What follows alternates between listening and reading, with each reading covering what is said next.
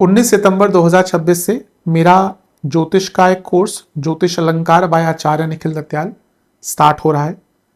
जो लोग ज्योतिष को बृहद तरीके से जानना चाहते हैं, बेसिक तरीके से जानना चाहते हैं और ज्योतिष में अपनी बेसिक्स को बहुत स्ट्रांग करना चाहते हैं, क्योंकि बिना बेसिक्स के ज्योतिष नहीं की जा सकती, उनके लिए कोर्स बहुत अनिवार्य है। बहुत विस्तृत कोर्स मैंने बनाया है।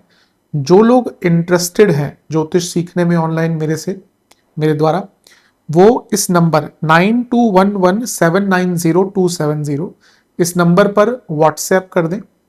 आपको डिटेल भेज दी जाएगी पीडीएफ के द्वारा। तो जो लोग उस डिटेल में दी गई जो भी जानकारी है उसमें इंटरेस्टेड होंगे, वो कोर्स को ज्वाइन कर सकते हैं। ओम गणेशाय नमः। ओम नमः शिवाय। मैं निखिल ज्योतिष आचार्य आप सभी का मेरे चैनल पर पुनः स्वागत करता हूं। आशा करता हूं कि आप सभी स्वस्थ होंगे। महादेव की कृपा आप सभी पर सदैव बनी रहे। ये वीडियो तुला यानी कि लिब्रा के लिए बहुत विशेष है, क्योंकि वीडियो है सितंबर 2026 के मासिक राशिफल के बारे में। कहीं कहा गया है कि आपके कर्म ही आपके विचारों की सबसे बड़ी व्याख्या होती है, और ये जो लाइन है वो बहुत सत्य है। और तुला वाले जातकों के लिए कह सकते हैं कि ये इस महीने का सार है, यानी कि सितंबर के महीने का सार है, क्योंकि ये महीना आपके विचार और आपके कर्म मिलकर आपको सफलता प्राप्त करवाएंगे। इसमें कोई भी दो राय नहीं है। जुलाई और अगस्त का महीना थोड़ा अप्स एंड डाउन्स वाला रहा होगा, जहां खर्चे भी बड़े होंगे, भाग्य का भी साथ कम मिला होगा। जुलाई में तो आपके जो बुध है वो वक्री हुए, पतित हुए। अगस्त में ग्रहण लगे। लेकिन अब सितंबर का महीना चीजों को बहुत एक नया स्वरूप देकर जाएगा। अगर दो मूल कारण उसके देखें तो एक तो आपके लग्न में शुक्र आकर बैठ जाएंगे, और आपके 10वें घर में एक बहुत सुंदर नीच भंग योग बन रहा है मंगल और बृहस्पति का। और भी बाकी चीजें होंगी, उनकी हम व्याख्या करेंगे ही। लेकिन मूलतः ये महीना, जैसे मैंने कहा, कर्म और विचारों का एक मिलन होगा, और जब इन दोनों का मिलन होगा तो जीवन में सफलता कोई रोक नहीं सकती।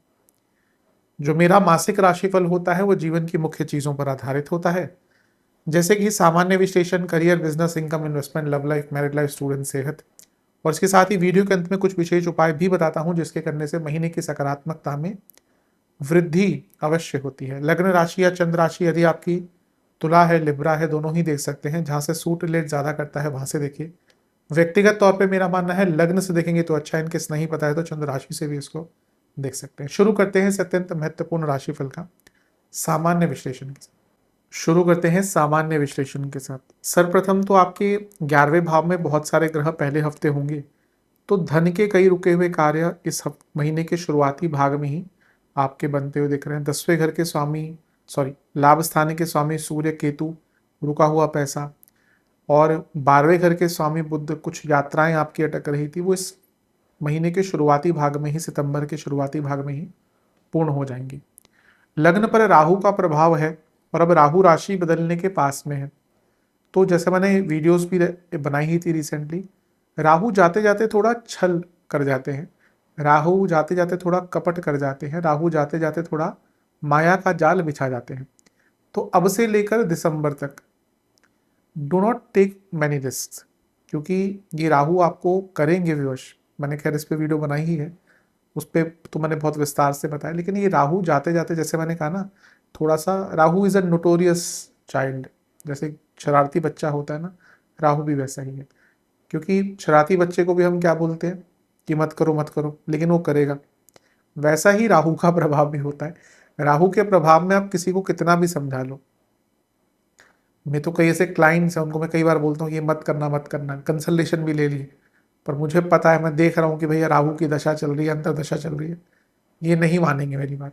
फिर वही होता है, फिर आएंगे, फिर बोलेंगे कि नहीं आपने मना किया था तब भी मैंने ये काम कर दिया। क्योंकि वो राहु की प्रबलता ही ऐसी है। इसीलिए इस महीने भी थोड़ा सा कुछ भी चीज दिखे ना which is too good to be true, किसी भी एरिया में दूर रहिए। पहला गोचर शुक्र का है, लग्न में आकर बैठ जाएंगे, इतना सुंदर मालव्य योग बनाएंगे, बहुत सुंदर मालव्य योग। लग्न में पंच महापुरुष होता है, और ये जो योग है पंच महापुरुष केवल 5 ग्रहों से ही बनता है। इसके पीछे बहुत बड़ा कारण होता है, हर ग्रह का एक तत्व है। कभी कभी मैं देखता हूँ लोग कितनी गलत व्याख्या कर देते हैं योगों की, खैर कभी और बात करेंगे उस पर। लेकिन मूलतः शुक्र जो है उनका लग्न में आना भौतिक संपन्नता से परिपूर्ण कर देगा आपको। लग्नेश है, अष्टमेश का लग्न में आना अचानक से धन प्राप्ति देता है, लेकिन कभी भी अष्टमी, ये कुछ लग्न है उनके लिए थोड़ा दोधारी तलवार होती है। मेष के लिए मंगल का लग्न में आना, तुला के लिए शुक्र का लग्न में आना, जहां एक और लग्नेश का लग्न में आना अपने आप में बहुत विशेष है, लेकिन अष्टमेश का तत्व भी लेकर आ जाते हैं, इसलिए अनिश्चितता भी इस महीने भरपूर रहेगी।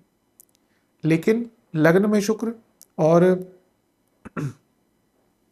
सप्तम को उनका देखना, विवाह का बहुत सुंदर योग है, प्रमोशन का बहुत सुंदर योग है।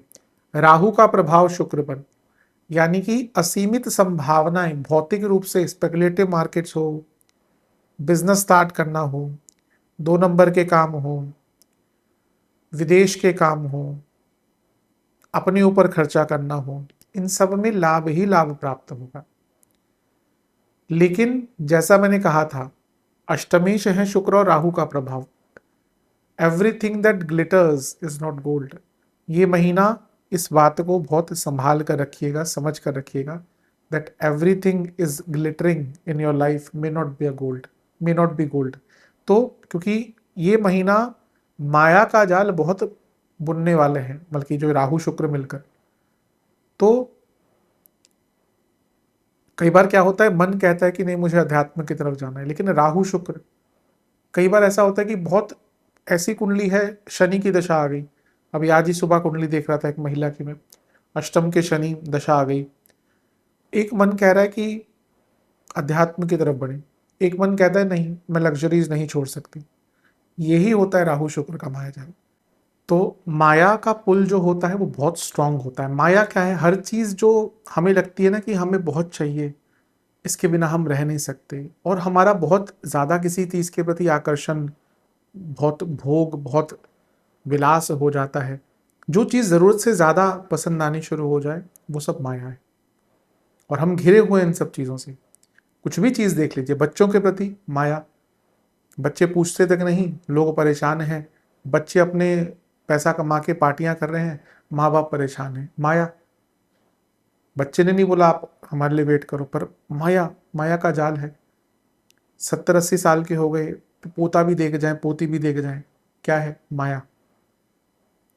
हम सब माया से भयंकर रूप से घिरे हुए हैं, और ये राहु शुक्र से ज्यादा माया का इल्यूजन कोई नहीं है। तो जैसा मैंने कहा, everything that glitters is not gold. इस महीने इस लाइन को अपने मस्तिष्क में हमेशा रखिएगा, क्योंकि कोई ना कोई तो माया का जाल, वो ऑब्वियसली कुंडली के हिसाब से होता है, जीवन के हिसाब से होता है, लेकिन कोई ना कोई ऐसा जाल अवश्य बुना जाएगा आपके जीवन में। अगला गोचर बुध का है, 12वें घर में विपरीत राजयोग बनाएंगे, विदेश के कार्य हों, यात्राएं हों, और भाग्येश भी उच्च के हो रहे हैं, यानी कि अब आपके जुलाई अगस्त बहुत इजी नहीं गए होंगे, लेकिन सितंबर का महीना आते ही एक नई उमंग, एक नई तरंग लेकर आएगा।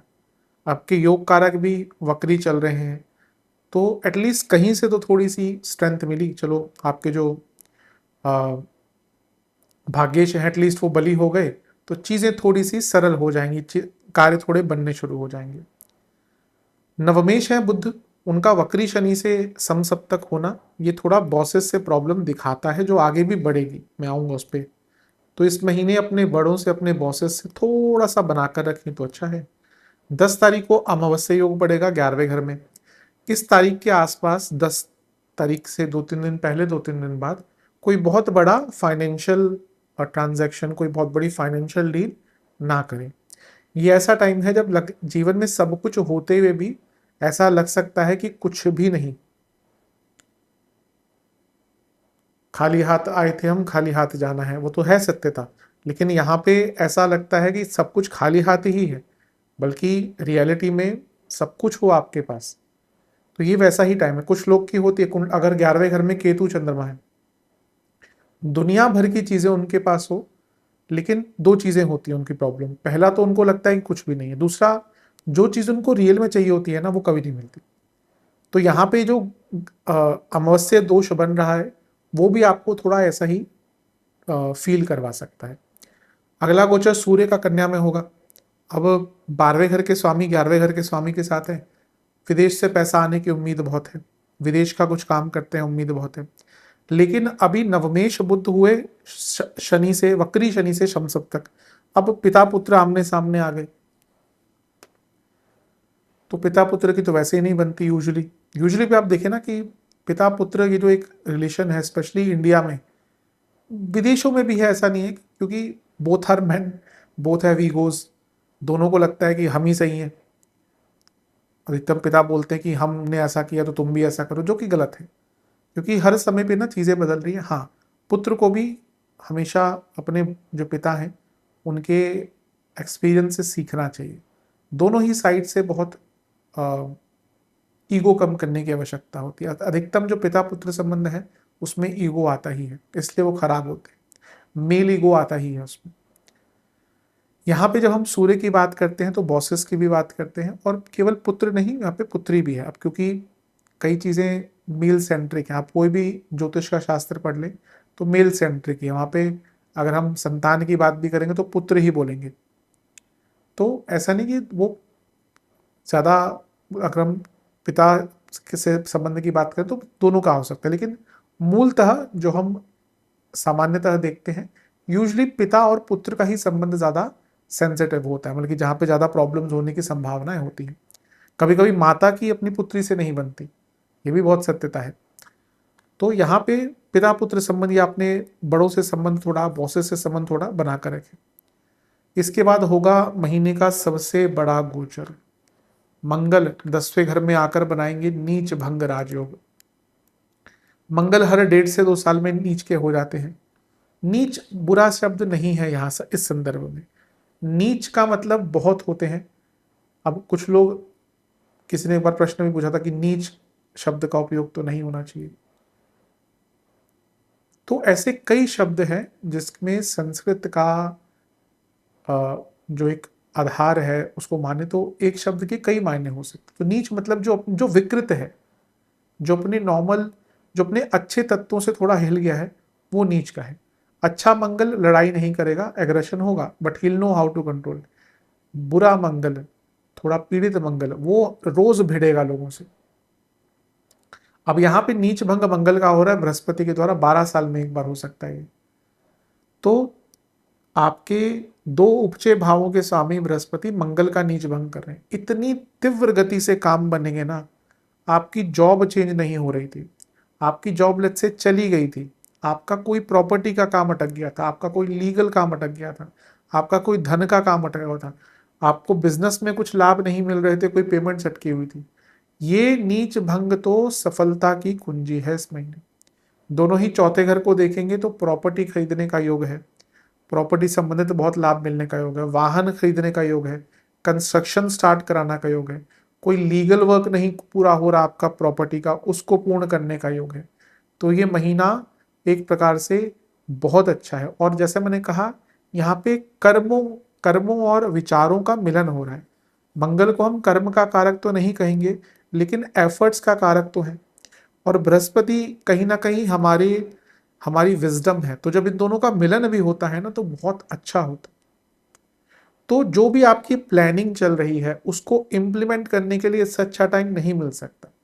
सप्तमेश अपने से 12वें के स्वामी के साथ बैठे हैं, कोई कोर्ट केस वगैरह, डाइवोर्स का केस चल रहा था, उसका समापन का टाइम है। और अपने यहाँ पे प्रमोशन के बहुत अच्छे योग बन रहे हैं, मैं आऊँगा करियर आदि पे।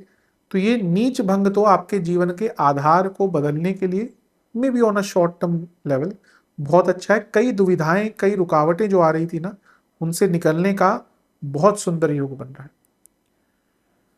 इसके बाद बुध एक और बार गोचर करेंगे और वो आपके लग्न में ही आकर बैठ जाएंगे। भाग्येश और लग्नेश लग्न में, क्या चाहिए अब आपको। और महीने का अंत तो जाते जाते आपको कोई बहुत अच्छी न्यूज़ देकर जाएगा, पैसा भी आएगा, धन बढ़ेगा, वृद्धि होगी, अपने ऊपर खर्च कर पाएंगे। शुक्र बुध बुध 12वें घर के स्वामी शुक्र लग्नेश, अपने ऊपर पैसा खर्च कर पाएंगे। ये भी एक टैलेंट होता है, कई लोग के पास नहीं होता ये। लेकिन इसी दिन पूर्णिमा योग पड़ेगा 26 सितंबर को छठे घर में, तो ना थोड़ा सा करियर में और पर्सनल लाइफ में आर्ग्यूमेंट्स हो सकती हैं, तो उससे आपको बचना है। महीना अच्छा है। विशेष प्रेडिक्शन, ये महीना अपने आप को हील करने का है, फिजिकली मेंटली। रिलैक्स रहिए, रिलैक्स होकर काम कीजिए, कम्युनिकेशन पर काम कीजिए, अपने साथ सत्य बोलिए। बहुत अपने आप को ही दिलासा दिए जा रहे हैं, निकलिए इस चीज़ से। आगे बढ़ने का महीना है, लेट गो करने का महीना है, और एक जीवन में फ्लो लाने का महीना है। एक ऐसा महीना है जो उमंग, तरंग, होप, उत्साह सब कुछ भर कर जाएगा जीवन में। पेशेंस दिख रही है जो अनिवार्य रहेगी। कंटेम्पलेशन से बहुत बचिएगा कि ज़्यादा सोचना शुरू कर दिया। और सबसे महत्वपूर्ण चीज़ यह है कि रिकॉग्निशन से भरा महीना होगा। जो आप कार्य कर रहे थे, भले ही नहीं बन रहा था, वो कार्य पूर्ण होगा। अपने ऑब्स्टिकल्स को हरा पाएंगे। यात्राओं के बहुत योग बन रहे हैं। बस स्टे फोकस्ड और अकेले टाइम बिताइए। ये दो चीज़ें अगर आपने कर ली ना, अपना टाइम नहीं वेस्ट किया और फोकस रखा, ये महीना तो आपको बहुत कुछ देकर जाने वाला है, कोई उसमें दो राय है ही नहीं। तो अच्छा महीना है, इसका उपयोग कीजिएगा, बहुत विशेष महीना है। करियर, 10वें घर में बृहस्पति है, बहुत अच्छा है। अतिचारी हो रहे हैं तो काम का प्रेशर बढ़ेगा, बट रिवॉर्डिंग भी होगा। पहला गोचर शुक्र का है, लग्न में ही आकर बैठ जाएंगे। सप्तम को देख रहे हैं, लग्नेश है। तो ये अचानक से प्रमोशन का योग भी बनता है, कुछ रिकॉग्निशन और धन की वृद्धि भी दिखती है। और क्योंकि शुक्र लग्नेश है तो कुछ आप क्योंकि 10वें घर में बृहस्पति है, आप पर ज़्यादा भरोसा दिखाया जाएगा। जिन लोगों की जॉब चली गई है उनके लिए भी सितंबर का महीना थोड़ा सा अच्छा दिख रहा है। अगला गोचर बुध का है, आपके 12वें घर में आ जाएंगे। नवमेश है, कुछ डिपार्टमेंटल चेंज हो सकते हैं यहाँ पर, लेकिन जैसे मैंने बॉसेस की बात करी थी, बी वेरी केयरफुल। अमावस्या योग 11वें में पड़ रहा है। अब यहाँ पे क्या है, सूर्य और चंद्रमा साथ में है और केतु भी है।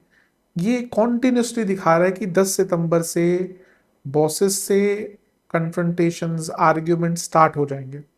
फिर सूर्य ही 12वें घर में चले जाएंगे। अब ये सूर्य नीच अभिलाषी है, ये सूर्य नीच अभिलाषी है और वक्री शनि से दृष्ट है। बॉसेस से बहुत प्रॉब्लम्स आएंगी, बल्कि बॉसेस ही आपके शत्रु बन जाएंगे इस महीने। इसके बाद मंगल का नीच भंग बनेगा, ये अच्छा है। पैसा बढ़ सकता है। जिनकी जॉब चली गई है उनको जॉब प्राप्त करने का मौका मिलेगा, जॉब ढूंढने का मौका मिलेगा। नई जॉब ट्राई कर रहे हैं उनके लिए बहुत अच्छा अवसर है।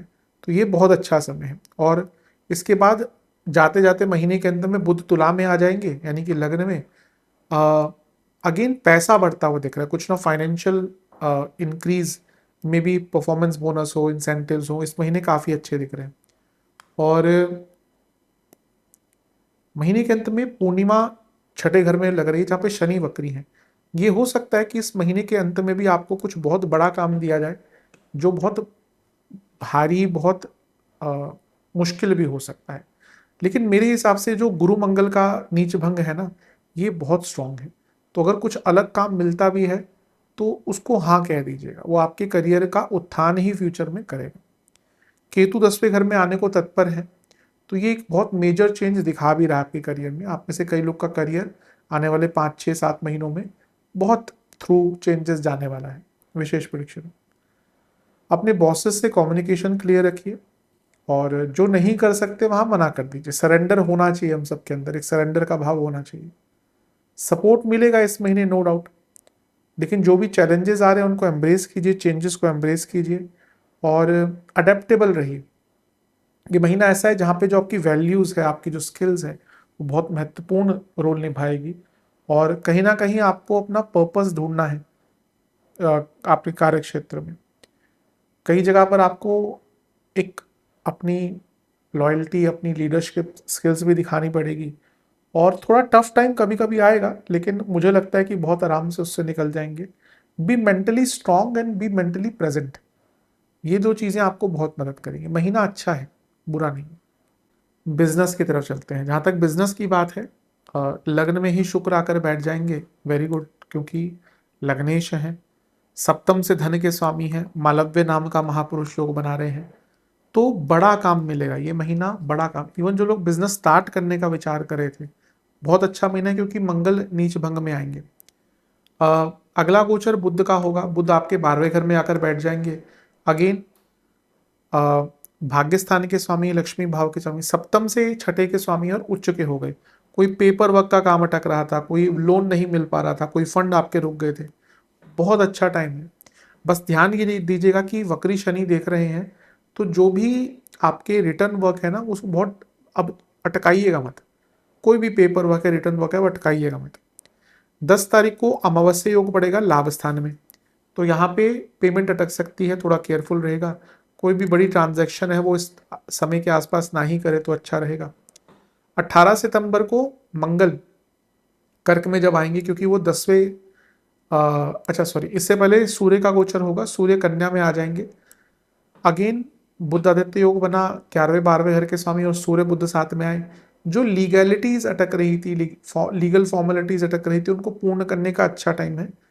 ये मैं नहीं कहूँगा, क्योंकि वक्री शनि देख रहे तो एकदम आराम से हो जाएंगी, लेकिन बहुत विलंबित आपके सरकारी कार्य यहाँ पर पूर्ण हो सकते हैं। इसके बाद मंगल आ जाएंगे आपके 10वें भाव में। नीच भंग बन रहा है उच्च कोटि का, उच्च कोटि का नीच भंग, और उसमें सप्तमेश इन्वॉल्व है। सप्तमेश अपने से 12वें के स्वामी के साथ। अगर आपको अपने बिजनेस में इक्विटी के माध्यम से फंड चाहिए, अगर आपको मशीनरी पे पैसा खर्च करना है, अगर आपको कोई लोन चाहिए, अगर आपको मैन पावर बड़ी चाहिए, अगर आपको नए प्रोडक्ट्स एंड सर्विसेज लॉन्च करने के लिए पैसा चाहिए, रॉ मटेरियल चाहिए, कुछ रिसर्च करना है, बहुत अच्छा महीना है, टाइम टू चेंज। इसके बाद बुध लग्न में आ जाएंगे, very important planet for business, business ideas, व्यापारी बुद्धि है बुध। तो महीने के अंत में कोई बहुत बड़ा आइडिया भी आपको आ सकता है, लेकिन अगेन पूर्णिमा योग छठे घर में होगा, महीने के अंत में कोई नुकसान भी आपका रॉ मटेरियल आदि का हो सकता है। महीना बुरा नहीं है, लेकिन थोड़े सेंसिटिव पॉइंट्स का ध्यान दीजिएगा। विशेष प्रेडिक्शन, एक्सेप्टेंस बहुत अनिवार्य रहेगी कि क्या कर रहे हैं, क्या नहीं करना है। चेंज लाइए, थोड़ा डाउन टू अर्थ रहिए, और थोड़ा अवेकन रहिए। ऐसा लगता है कि कई मौके आपके हाथ से निकल जाते हैं, क्योंकि आप उस टाइम पे अवेलेबल ही नहीं होते। पुरानी चीज़ों को भूलिए, आगे बढ़िए, और सबसे महत्वपूर्ण चीज़ है गाइडेंस भी ढूंढिए। ये महीना ऐसा दिखता है कि आपको थोड़ी गाइडेंस भी चाहिए अपने बिजनेस में, तो कोई ऐसा व्यक्ति हो जिसको आइडिया हो आपके बिजनेस के बारे में। और आपको थोड़ा सेक्रीफाइस भी करना पड़ेगा, क्योंकि ऐसा लगता है कि आप बाकी चीज़ों में इतना इन्वॉल्व है, अपने बिजनेस को कहीं कहीं महत्व नहीं देते। ऊर्जा अच्छी दिख रही है, और डबल माइंडेड होकर कुछ काम नहीं करना। अगर करना है इस महीने कार्य, तो एकदम तीव्रता से और एकदम पूरी क्लैरिटी के साथ आगे बढ़ना है। महीना अच्छा है। इनकम, इन्वेस्टमेंट, एक्सपेंसेस, इनकम तो बहुत है, शुक्र लग्न में है, धन स्थान के स्वामी नीच भंग में आएंगे, रुका हुआ पैसा, अटका हुआ पेमेंट सब आएगा। महीना धन के रूप में बता ही चुका हूँ। इन्वेस्टमेंट शुरुआती 10 दिन नहीं, बीच के 10 दिन अच्छे हैं, अंतिम 10 दिन अच्छे हैं। खर्चे भयंकर होंगे इस महीने। 12वें घर के स्वामी 12वें घर में आ गए, खर्चे बढ़ेंगे, और वो फिर व्यय स्थान के सॉरी आय स्थान के स्वामी के साथ भी बैठेंगे, सूर्य के साथ। तो महीने के मध्य भाग के बाद खर्चे बहुत बढ़ेंगे। लग्जरीज पर, खाने पीने की वस्तुओं पर, पेट्स पर, सरकारी कार्यों पर, वैकेशंस पर बहुत खर्चे होंगे। आप में से कुछ लोग कुछ में भी नया सीख रहे हैं, नई रिसर्च कर रहे हैं, उस पर खर्चा होगा। लाइफस्टाइल चेंज पर बहुत बड़ा खर्चा होता दिख रहा है। आप में से कुछ लोग लाइफस्टाइल को लेकर या अपनी हेल्थ को लेकर बहुत सीरियस हो जाएंगे इस महीने। तो ऑब्वियसली जिम की मेंबरशिप या योग या जो भी आप सीखते हैं, पलाटेज और दुनिया भर की चीज़ें होती हैं, जुम्बा, तो इन सब में जो भी, क्योंकि आजकल कुछ भी आप करें तो खर्चा ज़्यादा होता ही है, तो यहाँ पे खर्चा दिख रहा है। और महीने के अंत में बहुत ज़्यादा खर्चे हो जाएंगे, बल्कि 17-18 तारीख के बाद एक के बाद एक बहुत सारे खर्चे आएंगे। तो शुरू से ही थोड़ा अपना बजट बनाकर रखिएगा। Love and relationship, no contact situation, पूरे चांसेस नहीं है। बनती बनती बात ऐसे लगता है कि पहले भी कुछ ऐसा हुआ है कि लग रहा है कि दोबारा कांटेक्ट होगा। ये महीना भी ऐसा असमंजस में जाएगा, लगेगा कि हाँ हो रही है, होने वाली है बात, फिर चीज़ें रुक जाएंगी। नए रिलेशनशिप की पूरी संभावना है। महीने के अंतिम भाग में ज़्यादा प्रयत्न मत कीजिएगा, लेकिन कह सकते हैं 20-21 तारीख तक का समय बहुत अच्छा है अगर आप आरंभ करना चाहते हैं रिलेशनशिप। अब जो हैं महानुभाव लोग जो रिलेशनशिप में हैं उनकी बात करते हैं। पंचम में राहु, अब ये राहु हटने वाले हैं, जाने वाले हैं। मैंने कहा ना राहु झटका देकर जाते हैं। लग्न में शुक्र आ रहे हैं। अब राहु और शुक्र का मिलन is great illusion of attraction, लेकिन यूजुअली राहु और Shukra they are not never, usually अगर राहु शुक्र की जोड़ी है ना कुंडली में, ऐसा नहीं कहूंगा कि सभी, लेकिन अधिकतम, अच्छा राहु शुक्र दे गेट मेनी अपॉर्चुनिटीज। उनको ऑपोजिट जेंडर का जो आकर्षण है वो बहुत, या जो ऑपोजिट जेंडर का की जो वो है अटेंशन, वो बहुत आराम से मिल जाती है। इसलिए मैं कहता हूँ ना, कभी कभी लोग कहते हैं कि राहु शुक्र है तो चीटिंग करेंगे लोग, ऐसा नहीं होता। For cheating you have to see the morality of the person, of the kundli, और morality of the kundli is Brihaspati. अगर असल प्रेम हो तो क्या व्यक्ति सोच सकता, आजकल तो मैं हैरान हो जाता हूं देखकर कि लोग बोलते हैं कि it's not big thing, cheating is not a big thing. अरे भैया, रियल प्रेम हो ना तो व्यक्ति अपने प्रेमी को उस रूप से, वासना के रूप से देखने से डर जाता है। अगर रियल प्रेम हो तो ये सत्यता है, क्योंकि सेक्स एंड दीज प्लेजर, ये सब, ये प्रेम का सबसे निचला स्तर है। तो वो रियल लव तो आई थिंक आजकल बहुत, real love is rare love. पर यहां पे क्या है ना कि बहुत ध्यान भागेगा आपका, क्योंकि there will be lot of discontentment in love life, कि कोई और बेहतर है। अब आजकल क्या है ना कि प्रेम मोहब्बत राहु के माध्यम से ही होते हैं, मतलब कि ऑनलाइन डेटिंग एप्स। तो people are like option these days, कि एक नहीं तो दूसरा सही, दूसरा नहीं तो तीसरा सही, एक नहीं तो दूसरी सही, दूसरी नहीं तो तीसरी सही। तो ये महीना वैसा ही है जहां पर आपको बहुत भयंकर डिसकंटेंटमेंट रहेगा, और उसके कारण ध्यान भटकता हुआ दिख रहा है रिलेशनशिप में। Be very careful. अगर आज के टाइम में आपका एक रिलेशनशिप ऐसा है जहां पे may be there is no spark, but there is respect, there is mutual admiration and there is peace, यकीन मानिए आपके पास you have something which is gold. अगर ऐसा है तो उसको बचा कर रखिए, बाकी तो आपके ऊपर है। मैं तो इस ज्योतिषी बता सकता हूँ कि किस चीज़ पर ध्यान देना है। बुध कन्या में आ जाएंगे 7 तारीख को, ठीक है, बुरा नहीं है। थोड़ी बातचीत अगर बंद थी तो बढ़ सकती है, या एक अच्छी कन्वर्सेशन हो सकती है। लेकिन अमावस्या योग का पढ़ना 10 तारीख को पंचम से सप्तम में, जिन लोगों का क्लैरिटी नहीं है ना फ्यूचर का, वहाँ पे मतभेद बहुत होंगे। सूर्य कन्या में आ जाएंगे, अगेन पंचम से छठे में सूर्य बुद्ध का होना, कम्युनिकेशन होगा but not very good communication. इसके बाद मंगल का गोचर होगा। अब यहाँ से देखिए, मंगल कई एरियाज में अच्छा लाभ दे रहे हैं, लेकिन ये मंगल शुक्र को भी देखेंगे और ये मंगल पंचम को भी देखेंगे, और पंचमेश वक्री हैं अभी। तो एक बहुत स्ट्रॉन्ग सेंस ऑफ अर्जेंसी आ जाएगी, यानी कि ना एक थोड़ा उथल पुथल सा मच जाएगा, थोड़ी अनइजीनेस आ जाएगी, ईगो क्लैशेस हो, एग्रेशन हो, सब रहेगा। तो ये नीच भंग will not be very good for love life. Budh Tula में आ जाएंगे महीने के अंत में 26 तारीख को। अगर कोई इंपॉर्टेंट कन्वर्सेशन करनी है, स्पेशली विवाह की ही करनी है, वेरी गुड टाइम। बट बहुत संवेदनशील टाइम रहेगा, क्योंकि इस दिन पूर्णिमा योग भी रहेगा। तो अगर बातचीत करें ना तो ऐसे, या कोई भी कन्वर्सेशन करनी हो तो ऐसे फोर्स मत कीजिएगा कि भाई अभी जवाब दो। कभी कभी रिलेशनशिप में ये प्रॉब्लम भी हो जाती है कि अभी बताओ अभी बताओ। May be the person is dealing with his और हर ओन प्रॉब्लम्स। कई प्रॉब्लम होती है ना, प्रेम एक अकेली चीज तो ना होती है, प्रेम से घर तो ना चलते हैं, प्रेम से पैसा तो ना आता है। वो एक एक अंग है जीवन का। कभी कभी लोग उसी को जीवन का आधार बना लेते हैं, और वही लोग सबसे ज्यादा पछताते हैं। हर चीज, कुछ भी है, साधना भी है, कुछ भी है, वो आपके जीवन में एक अंग है। हाँ, उसकी प्रायोरिटीज अलग हो सकती है। एक व्यक्ति जो मे बी 20-30 साल का है, कुछ भी पूजा पाठ ना करे, कुछ भी साधना करे, वेरी पॉसिबल कि अगर उसकी दशा ऐसी आ गई तो जब वो अपने जीवन के अंतिम पड़ाव तक पहुंचेगा, शायद वो सबसे बड़ा साधक बन जाए। बट बाकी भी तो एरियाज होंगे, खाना पीना भी तो होगा, स्वाध्याय भी तो होगा, परिवार भी तो होगा। वैसे ही रिलेशनशिप पर ही सब कुछ आधार कर देना, और ये राहु के कारण हो सकता है। तो यहाँ पे एक बैलेंस बनाकर रखना है। विशेष प्रोडिक्शन, ध्यान भटकता हुआ दिख रहा है इस महीने। There will be some cheating issues this month. जिनका फ्यूचर नहीं है they will look for a closure, जो ठीक है, कोई गलत चीज नहीं होती उसमें। और एक ना वॉइड सा रहेगा, बहुत खालीपन सा रहेगा इस महीने।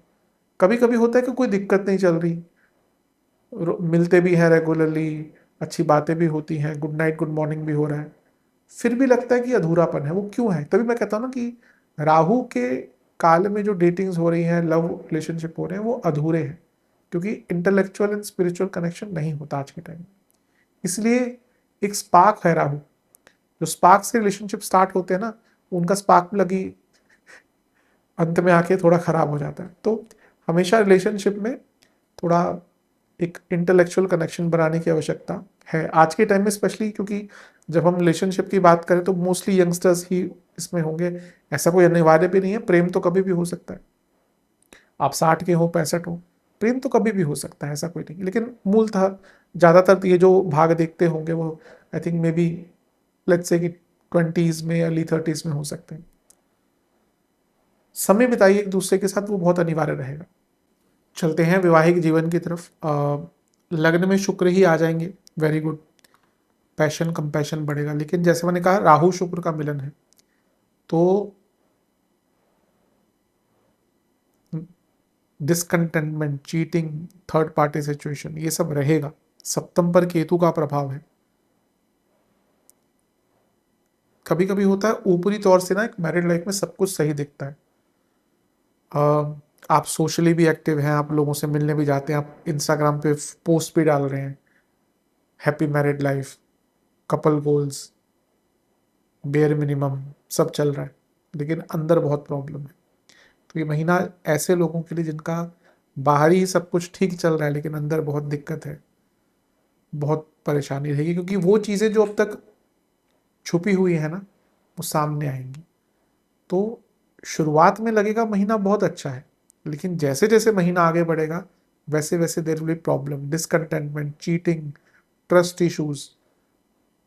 कुछ ऐसा मुख से निकल गया किसी पार्टनर के कि जो सामने वाले को एकदम बहुत बुरा, उसकी रिस्पेक्ट पर बहुत बुरा प्रभाव पड़ा। तो नॉट अ इजी मंथ। जितना दिख रहा है शुरू में कि बहुत अच्छा होगा, वैसा नहीं है। बुध का कन्या में आना ठीक है। अमावस्या सप्तम से पंचम में पड़ेगी 10 तारीख को। मतभेद हो सकते हैं, बड़े मतभेद हो सकते हैं। सूर्य का बुध के साथ जाना ये थोड़ा घर परिवार वालों के साथ दिक्कत दिखाता है 17 तारीख के आसपास। 18 को मंगल का नीच का हो जाना, गुरु के साथ बैठा। अब ये कई एरियाज में अच्छा है, लेकिन बृहस्पति सप्तम से 12वें के स्वामी है। जिन लोगों का ना ऐसा चल रहा था कि भाई चलो ट्राई कर लेते हैं, ठीक चीज़ें ठीक कर लेते हैं, नहीं हो रही थी ना, तो यहाँ पे वो चीज़ें और ख़राब हो सकती। इवन कुछ लोग जो एकदम आखिरी मुहाने पर है ना कि भाई अब कुछ हुआ तो सीधा डाइवोर्स, सीधा कोर्ट, ये हो सकता है, ये नीच भंग के कारण हो जाए। तो थोड़ा अटेंटिव रहिएगा। बुध तुला में आ जाएंगे महीने के शुरुआती भाग में। अब अगेन वो 12वें घर के स्वामी है, तो ये दिख रहा है कि अभी सप्तम से 12वें का मिलन सप्तमेश से हुआ, लग्न से 12वें के स्वामी लग्न में, और कहाँ पे बैठे? शुक्र के साथ।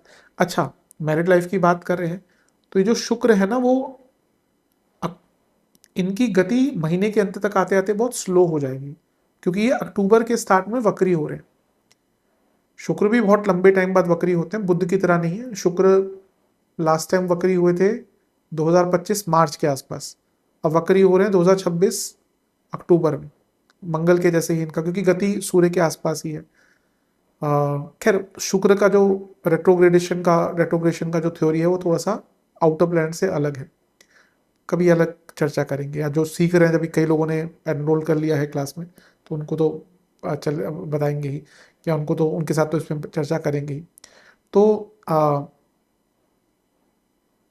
क्या कहते हैं, हाँ, तो ये जहाँ पे महीने के अंत में ना बहुत संवेदनशील टाइम, मैं फिर से कहूँगा, जिनकी मैरिज लाइफ में बहुत दिक्कतें चल रही हैं और वो चाहते हैं कि सेपरेशन, लीगल चीज़ें ना ही इन्वॉल्व हो, तो महीने के अंत में बहुत पेशेंस रखिएगा। यहाँ पे छठे घर में अगेन पूर्णिमा योग बन रहा है।